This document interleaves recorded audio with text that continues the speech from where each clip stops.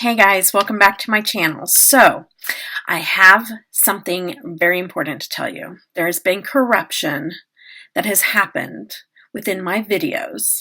I got this collection from a makeup company, and I had unboxed it. I had showed all the wonderful things I had got, and I did probably my most favorite eye look I have ever done. Ever. And I was so proud of this video. And you guys know that my computer has been glitching. Well, for some reason, the file showed that it was corrupted, and we could not pull it up, and we could not do anything with it. We even paid money to try to get it fixed, and it still didn't work. So, theory, it's corrupted because of the makeup that I'm trying to show you right now. So I'm going to show it to you all over again. Now, this is called Makeup a Murder. And I'm going to tell you guys a very fun story. Not really fun, it's scary. And so it's going to be story time while I'm putting on my makeup. And I'm not good at doing two things at once, so bear with me. I have to do this twice now. Because I already told this story while putting on my makeup. But I want to just show you really quickly the products that I got from this company. This is an awesome company. Like, I'm telling you, the products, wow. The theme, double wow. And the way they performed on my eyes, triple wow. Okay, so they have these little containers, and the reason for these containers is because the products come in these little jars, and so you can put them in there and then utilize them without having to muck up your nice little packaging. So this is the black shadow that I got. It has a little bit of sparkle in it. Isn't that just adorable? Skulls on both sides. Also have it in white. Love, love, love this makeup line. I'm addicted to this makeup line. So I'm just telling you, because true crime, serial killers have always been a fascination of mine. Okay, so I have all of the neon. I have more. I just can't hold them all. There's the red and the green, and the orange, and then I have these glitter shade shadows, and they come in these little Ebates collection. I just love this. I absolutely love it. When I saw it, I was like, I have to have this. And so, and then I have this one here too, called Blood. And I have more of these little things, so as I go, I can put my shadows in those. So, also I wanted to show you, it comes with this little card here, Makeup a Murder, and it says, thank you for supporting us, CEO Teresa Spencer, COO Maria Vargas, high quality, cruelty-free cosmetics inspired by crime scene investigation and forensic science. Makeup a Murder investigation, investigate your order. If you find a pair of missing handcuffs, email them at their email with the order number and you earn a free gift. So that's really cool. I didn't get any in mine, but this is probably not going to be my last order, just saying. Just saying.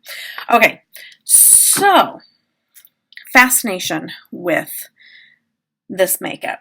Okay, I'm just telling you,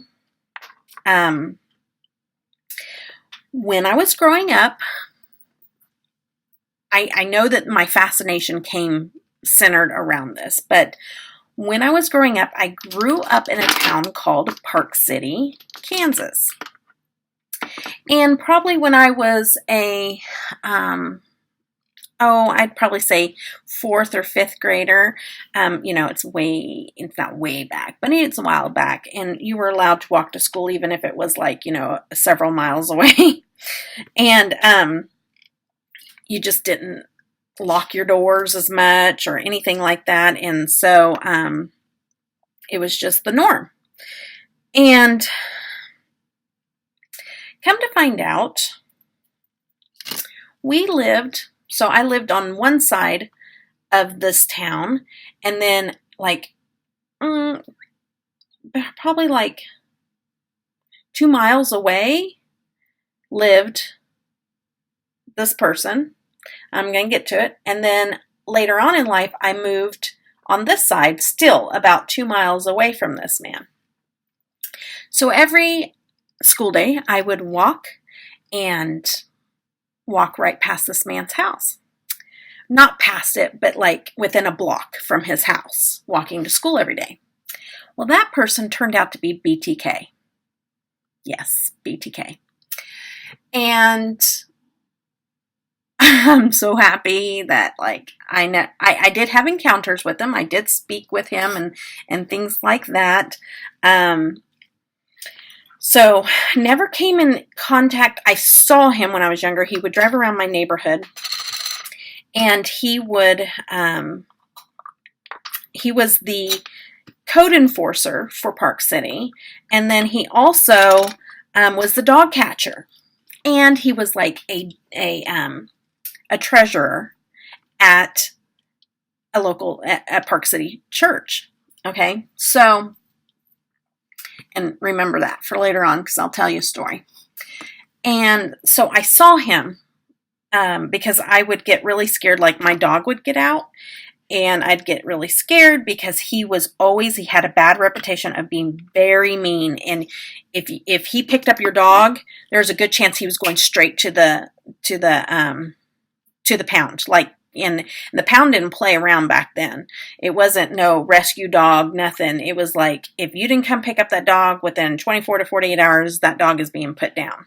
And so I was always so scared that my dog would get loose because he was constantly looking for dogs to pick up. And so I was scared of him. And so anyways, that was my encounter with him when I was younger. And then as I got older, I moved to the other side of the town, which I was showing you how that was just on the other side, but yet still about a mile away. And at that point in time, we had several people that lived in that house with us. And so we had him come up to the door a couple of times. And when he came up to the door, he would get on to us about our grass being too tall, too many cars in the driveway. So he came up multiple times, and he would be like, I'm going to put my hair back. He would be like, he was not friendly at all. You could just tell, but he's like, I better not see, this like this. You guys I'm going to come back. Next time I come back, it's going to be with fines, and you're going to regret it. And just all this stuff, like just very combative. Not like, hey, could you get this done? If not, we're going to, nothing like that. He was just very combative. And look at that pigment, guys. I'm not as like, ooh, because I've already done this. Sorry, but I was just so excited about these shadows. So, I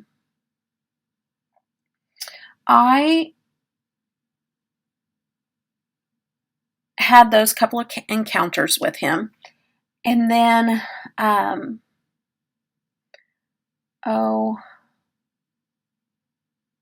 it was probably, he was like playing cat and mouse with the police department at this time. Like, he had laid dormant for a long time, and they didn't even know like if this guy was already in jail, because they had no clue who this guy was. That was BTK, and BTK stands for bind, torture, and kill. He would bind his victims, and he would torture them and then kill them. He was a scary man, and he looks normal too. And the crazy thing is that not only did he live so close to where I lived for so long, but he also had children that went to the same high school that I went to. And so they were in different grades than me, so I didn't really know them, but all super normal people. Like it's your neighbors. Like, other than BTK being a real jerk, he was normal looking. He was just, like a jerky old man. And to me at that time, he was old, he's probably my age now. But back then he was old. So sorry, I have fallout and it's panic time. I have fallout. Anyways, oh, look at that shadow. Oh. Anyways, so, whoa, my screen is glitching. All right. Anyways, so I didn't know it, but he had children that were going to the school where I went to school. So that was kind of my next encounter, kind of like, just my brush, because, there'd be school functions and parents would be there and whatnot, So, you would see them. And, he was I want to tell this in the right order. So come to find out, I don't remember what year it was, and I should have looked it up before I started. But come to find out, he started to, I guess, want to get caught. Sometimes serial killers get really cocky, and they kind of want to get caught. And he started leaving clues for the police department. And he would, on the corner of the street, he would leave a cereal box with clues. And how he ended up getting caught eventually was because he would type up these letters. And I believe he one time decided to do a disc. And that disc was traceable back to the church where he worked. And he was well trusted with that church. At that church, they thought he was a great man, and everything. And I'm going to put on I forgot my eye base. Gosh darn it. Yeah, he was well trusted. And so this is all that I know at this point. Okay. I knew that he got caught. Eventually they found him, they caught him and everything. And I went on with my life. And, I think that started my obsession with serial killers, because it's like, how do people get to that point where they do that? The mind, the evilness that can come out of a human being. So that has always intrigued me. And then, so that always intrigued me. But then what happened next was Marty and I were married. And when I first met Mary's my mom's name. When I first met Marty, he sang for churches. And he sang in our church, but that's where I met him. But he also went around and sang in other people's churches. And so he was what they call a music minister. And he would also do jail ministry. And so the guy that heads up the ministry asked Marty if he'd want to come along and sing at the El Dorado maximum security prison. And Marty's like, sure. And I was like, I want to go. Well, they offered me, and I was like, sure, I want to go too. And because of my fascination, But I soon found out that was going to be a lot more scarier than I thought. And back then, I was about, 100 a little over 100 pounds. I was a tiny little thing. And so when I went in there, they told me, what I can and can't do. And you better believe I wore my hair in a bun. I wore, I'm going to put stuff down. I wore my hair in a bun. I wore a skirt to the ground. I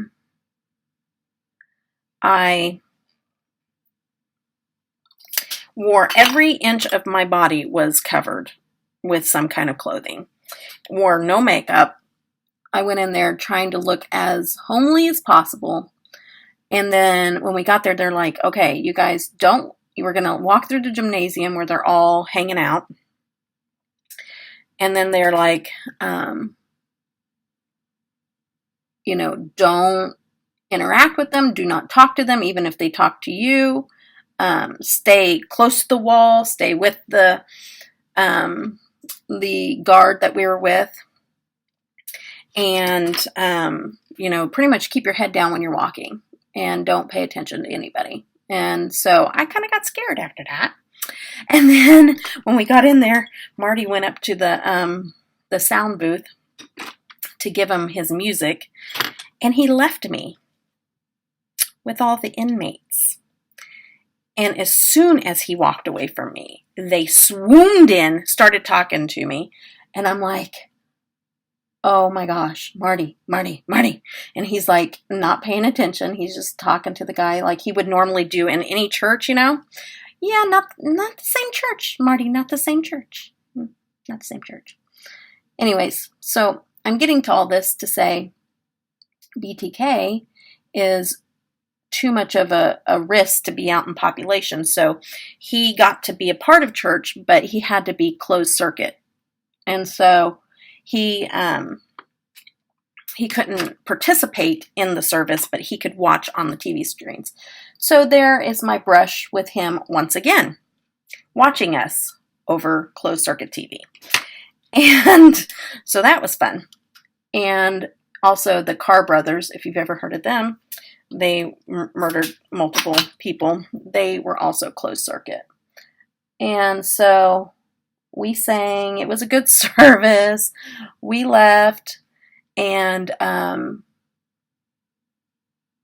then the next time that I not come in contact with him, but the next time it gets all brought up again is when my oldest daughter, Cynthia, you haven't met her yet, she was in college and she has a secondary degree in criminal justice, and she took a college course in serial killers. I didn't even know that they had a serial killers. This is a little crazy right now, but you'll see. A serial killers class, but they do. And so she said, Mom, you can come. They allow guests to just come along and sit in with classes. So I pretty much took that course with her. It was amazing. You got to see actual crime scene photos. And I mean, for me, it's fascinating. I know it's not everybody's cup of tea, but for me, it's always been so fascinating. So much fun.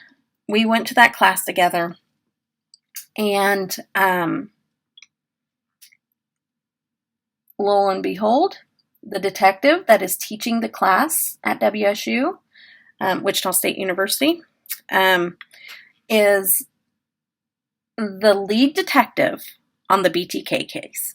So you better believe that he was teaching on it. And he had like so much information. It was so awesome. And so here we are sitting there learning every little detail about the whole case. Every week we would go in there and learn more and more and more, because they took I think 2 or 3 weeks or even longer. It might have been even longer than that, actually, of, it's not sticking. I forgot my Ebates. It's my fault, guys. But he took quite a bit of time on BTK because there was a lot of information to go over and many, many years that he got away with what he was doing. See how much difference that makes? Woo! I'm just going to have to, mainly with the orange. There's certain pigments that just don't stick as well as others. The pink is sticking fine without the Ebates, but the orange, not so much. So, anywho, I learned that in that amount of time, I learned a lot of things, and I can't just, take up this whole time teaching you a month's worth of case stuff that I learned. But I did learn that church that he was a part of, he was so well trusted that he had the keys and he could go and do work there, and like they thought, oh, he's just going there and in between code enforcements with the city and all this stuff, to catch up on whatever, like they would just let him go and use the computers and stuff like that. So come to find out, he had taken some of his victims to the church and in the basement, blacked out the windows, and bind, tortured, and killed them in the basement of the church. I was floored. I was like, how did nobody ever catch him? I don't think that he kept them there for too long, but they were there nonetheless. And so, because I know that they were there for a period of time, it wasn't just like overnight or anything like that. They were there for a period of time and he never got caught. So it's just like, you never know. It could be in your backyard and you would never know. It was literally in my backyard. And so,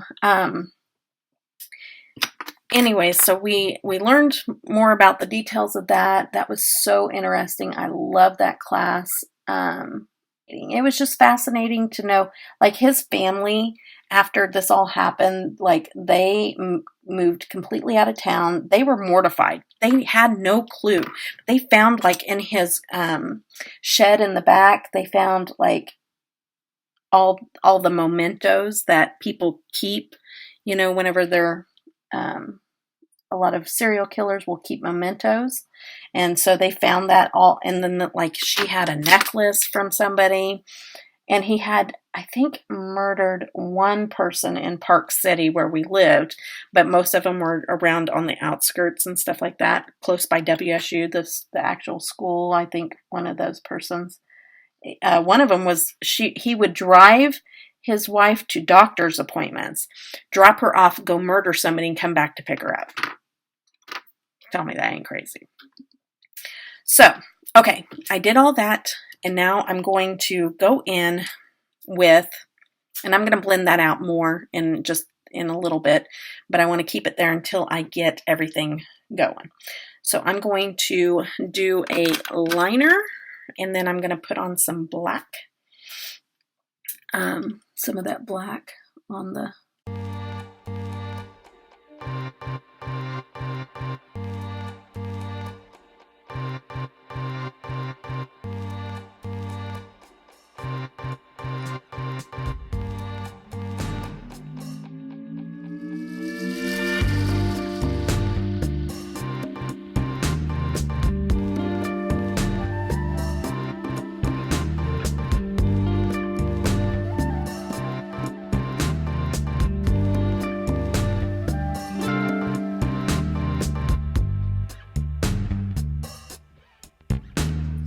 okay, so I'm going to go into the black poison, and I am going to pick some of that up and put it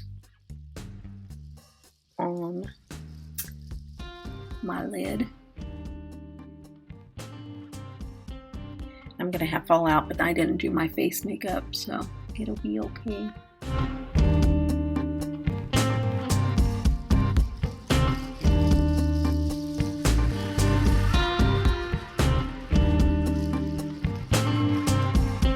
See how it's coming together? You gotta trust the process. I have to trust the process sometimes, mainly when I'm doing a look a little more complicated than I'm used to.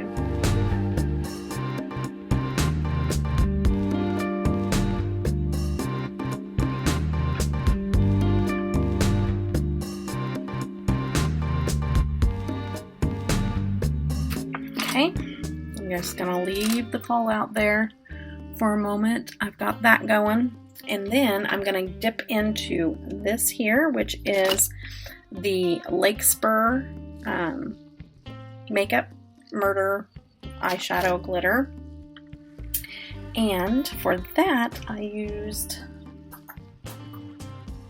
this little makeup applicator, and I dip it into the glitters, and then I know what I did.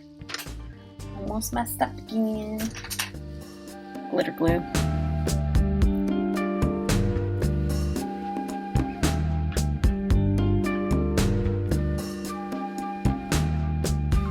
So pretty crazy. I don't know if I'm forgetting to tell you anything that I told you in the first video, but it was pretty creepy. But it's definitely started my obsession with serial killers. Serial killer stories. I could care less about the actual serial killer. So pretty.